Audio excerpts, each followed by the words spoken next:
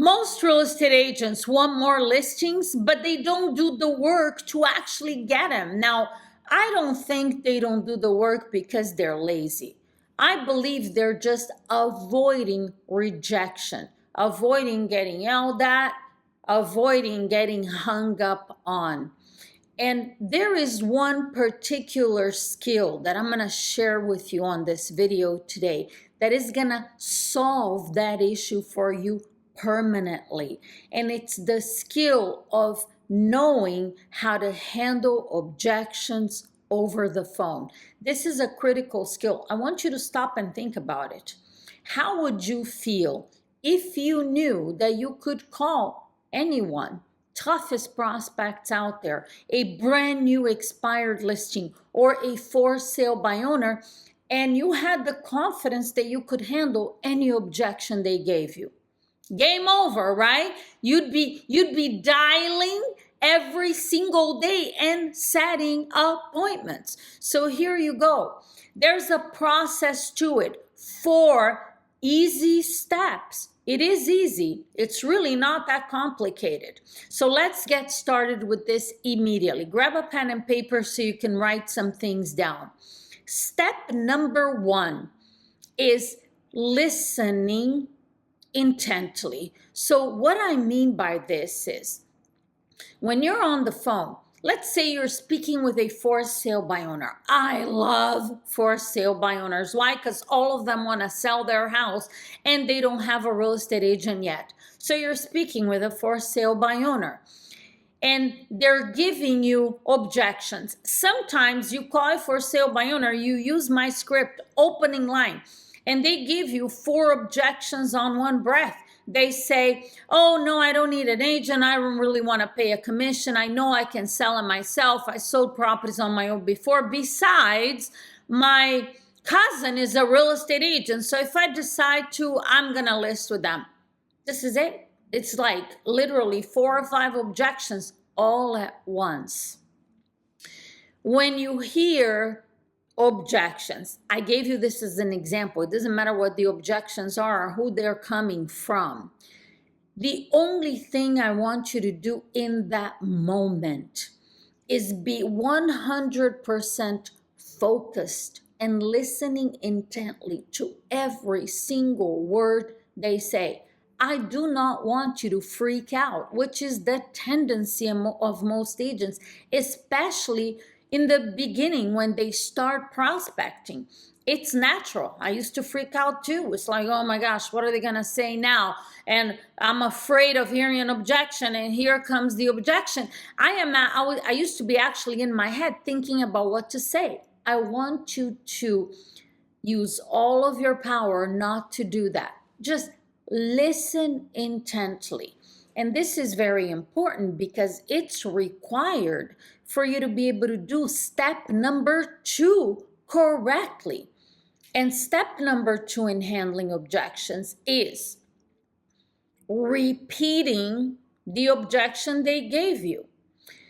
I'll give you an example in a minute. So you repeat it. You validate the objection.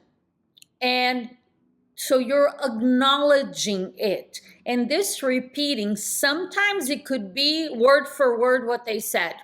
And it could also be paraphrasing what they said. So in the FSBO example that I gave you, you could actually repeat it all at once, or you could do it in parts. So in this example, I would say, Mr. Seller, I would use their name. I hear you. I completely understand. You sold properties on your own before, and obviously you can do it again. You have the experience, and of course you could do it again. And besides, you don't want to have to pay a commission if you don't have to. And in the end, if for some reason you decide to use an agent, you have a cousin that sells real estate. So I completely understand everything you said, and I understand where you're coming from. That's step number 2. I was gonna keep going here, but I wanna explain to you what step number 3 is before I do it. But this is it. in that example, I am really, what I'm doing here with step number 2, and I believe it's the most important step, okay? More important than 3 and 4.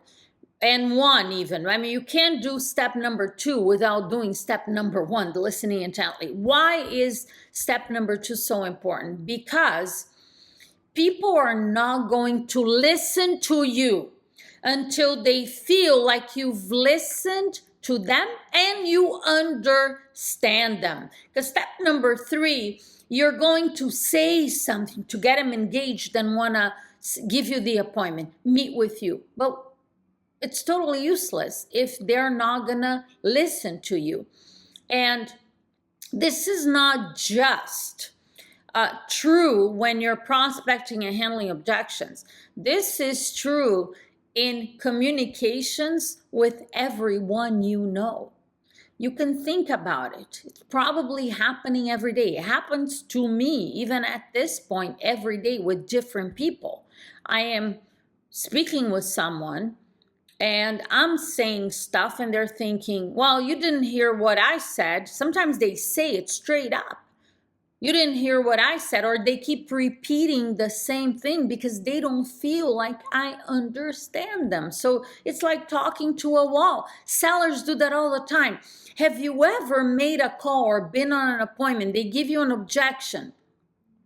And then, I don't know, a few minutes later, they give you the same objection again, sometimes 3 or 4 times. Why is it? Because they don't feel like you heard it. You didn't get it. You didn't understand me. So I'm going to keep repeating it until you do. When you repeat, approve, validate, and acknowledge enough for them to feel heard and understood, that's the end of their objection right there. Now here's point number 3. Ask a question to create some doubt for them. Spark curiosity. And there are a lot of examples of these questions. As a matter of fact, in the description of this video, you can download my script book for free. And you'll be able to see all of the examples of this question to get their attention in the expired closes and FISBO closes and the objection handlers that you're gonna get on my script book, okay? So these questions to get their attention are hypothetical questions that make it very difficult for somebody to say no to. I'm going to give you one example that applies beautifully and perfectly to for sale by owners. So after all the repeat, approve, I completely understand, yes, I follow, and you could even end the repeat and approve by saying, if I was in your situation, I'd be doing the same thing. Now, step 3. And Mr. Seller, let me ask you, if I can show you a way where by working with me, you would actually be able to net more money than if you were to sell it yourself, especially in today's market. Is that something that you might consider? It's in my FISBO script, this actual question. Now, let me dissect this for you. And so you can understand the logic and how beautiful this is. Hypothetical. If blank, would you blank? If I can show you a way where by working with me, you would net more money than if you sold it yourself. I'm not saying more money than you're asking. It's not what I'm saying. So we're not gonna go into those details right now. You need to use the script as it is written. And by the way, in my script book, you're also gonna find information on how to show them how you can net more money, okay? We're not going there right now. I'm helping you learn how to handle objections. So when you say that way, so if you can net more money than if you sell it yourself, is that something that you might consider. So basically, it's if this happens, would you consider? They're not really committing to anything, because if this doesn't happen, then no, they would not consider. It's based on your ability to show them how you would be able to benefit them financially. It's a logical reason, a question, and only a very illogical person would say no to.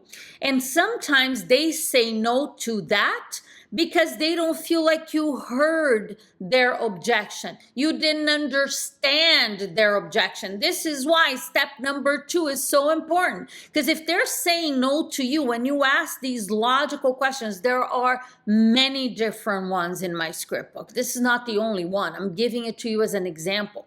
If they're saying no to these hypothetical questions that are 100% logical, it's because they feel like you didn't hear them. So that's on you working on getting better and better at step number 2. So now here's step number 4. If they, let's say, as an example, they say, well, wow, I don't know how you could do that, because I don't understand. You're talking about what? I'm working with you. I have to pay you a commission. I don't see how I'm going to be able to net more money. That's fair. Let's say they say that. Step number 4. Before I even, it's the close, but before I close, I'm going to acknowledge again what they said. And Mr. Seller, I hear you. I would imagine from your perspective, you're thinking, how is this going to work? I mean, the math is not adding up. How am I going to work with you and pay you and still net more money than if I sell it myself? I don't understand how that is possible. So I understand what you're saying. And that's exactly why, here's the close, I'd like to meet with you for just 20 minutes, and I'll show you exactly how I can do that for you. Would you be available around 3 o'clock today, or would 4 be better? Now, I don't know, you might have a bunch of questions in your mind. Oh, what do you mean 20 minutes? Oh, I don't know how to show them the benefit. Not only you have scripts in my script book, but there are also a lot of videos on my channel on how to make this visible presentation, including entire role plays. So the material is there. I can tell you that whether it's a FISB or an expired or a neighborhood call or a past client or anyone that you hear an objection from, if you follow these steps without questioning it, because I know the tendency, oh, but I don't want to, and you have a bunch of, no, just follow it. You're going to be able to overcome objections and set appointments. It works. It works for me. It worked for me in the past. It works for me recently. I made live calls to FISBs and expireds not very long ago. It works. It works for hundreds of my clients, thousands of agents that I have coached. So rather than questioning the process, how about trusting it, getting out there, putting it into practice, start setting appointments immediately, because I would love to hear your success in the comments in this video saying, wow, I did it, Jackie, and it worked. They said yes, I got myself an appointment. That is what this is all about. And I appreciate you taking the time to watch this video. It can make you a lot of money when you actually use it. So get out there and make it happen. I will see you on the next video.